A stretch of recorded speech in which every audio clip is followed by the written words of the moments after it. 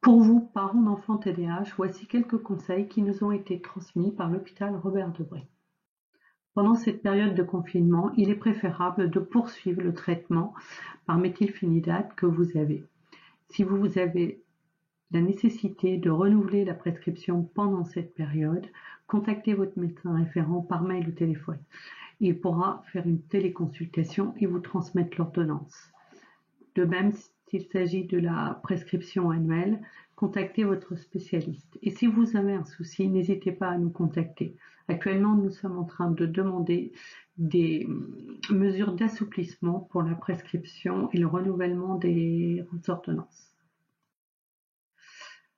Quant à l'organisation de la journée, essayez de tenir compte du fait qu'il s'agit d'une journée scolaire comme les autres quand vous êtes en journée de semaine.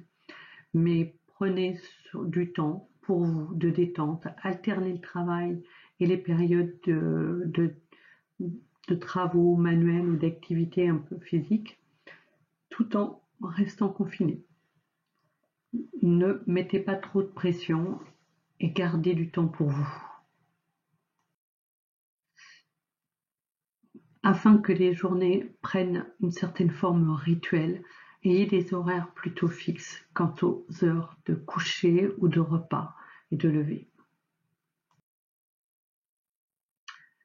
Ne pas oublier de maintenir des temps où on va échanger avec la famille, les copains et ritualiser ces temps d'échange au fil de cette période de confinement. Très important que les ados puissent continuer à avoir des contacts avec leurs copains et même vos plus jeunes.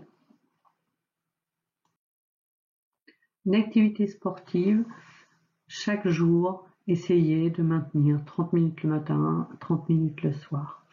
Prévoyez des parcours dans le logement, etc. et des activités que vous allez pouvoir faire ensemble, parents et enfants. Vous avez un site qui vous permet d'avoir quelques informations sur ce qui est possible, activeforlife.com. Pour les travaux manuels, pensez au dessin, à la pâte à sel, à la peinture, à la musique, au bricolage, découpage, coloriage, etc. Plein de choses sont possibles et faites-les avec plaisir avec vos enfants. L'important, c'est d'être heureux de faire les choses ensemble. De même, prenez le temps de faire un jeu et, si possible, des jeux qui vous amènent à rire ensemble et à se passer un bon moment. Même si le temps de jeu n'est pas très long, le soir, prendre ce rituel, ça peut être une excellente habitude et un moyen de créer du lien et du plaisir ensemble. Et il faut, avec les enfants, prendre du temps pour parler de la situation. Essayez de ne pas laisser allumer les chaînes d'infos en permanence, mais donnez bien les consignes, qu'ils comprennent bien pourquoi il faut se laver les mains et répondez à leurs inquiétudes de manière ouverte. Il y a une petite vidéo sur notre site avec les perles qui montre bien comment la contamination par les mains se fait facilement. Et voilà, prenez soin de vous. Alors sachez que l'anxiété se transmet des parents aux enfants et inversement.